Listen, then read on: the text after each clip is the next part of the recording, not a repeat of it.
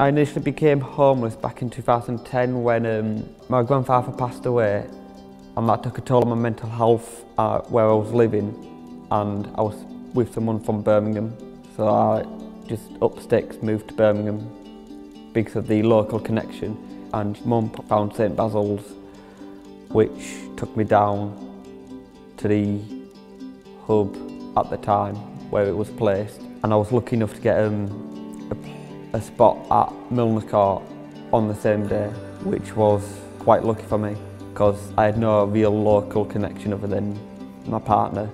When I first went to Milner Court, because I had this sort of stereotypical view of a hostel in my head through TV and media, it was all criminals, it was all drug addicts, alcoholics, so I had that in my mind, and it stuck with me until I moved in, and it was like, it wasn't at all anything like that.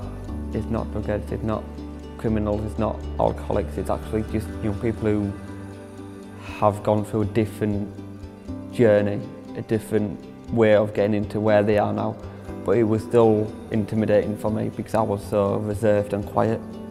There was an experience I actually went through where I was going home from the job centre, and in the area was people breaking into cars, and police stopped me, said all the usual things, and asked, "Oh, where do you live?" I was like, "Oh, I live in the hostel just down the road," which turned around and said to me, "Why you live in a hostel? It's for criminals." And I just thought, I had no idea what to say to her. I was just like, really? You're in a position of power and you're telling me that a hostel is just for criminals, when he clearly had no idea that it wasn't. I first started out at Annex as a KP, and after I think a year and a half, the head chef left and the new head chef came, which I didn't like. I personally couldn't deal with working there with him because he didn't understand that I had anxiety. I just changed jobs and went into the botanist. I applied as a KP, had a trial as a KP, and then on the first day, the sous chef came up to me, "Oh, you're on larder." I was like, okay.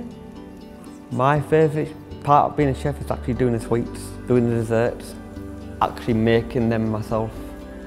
Because the fact that when I make a brownie, which I don't eat my own brownie, I don't like brownies, but I know they're good because everyone who's ever had one like, that's the best brownie I've ever had. When I do cookie dough at work, everybody just like, that's the best cookie dough ever. It's amazing.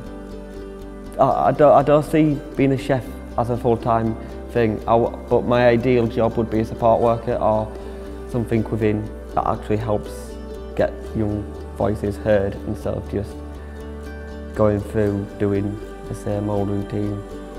Because if there's one thing I've learned doing everything I do with St Basil's, is any day isn't the same, and every day is a school day, and you're constantly learning from not just members of staff but from other young people.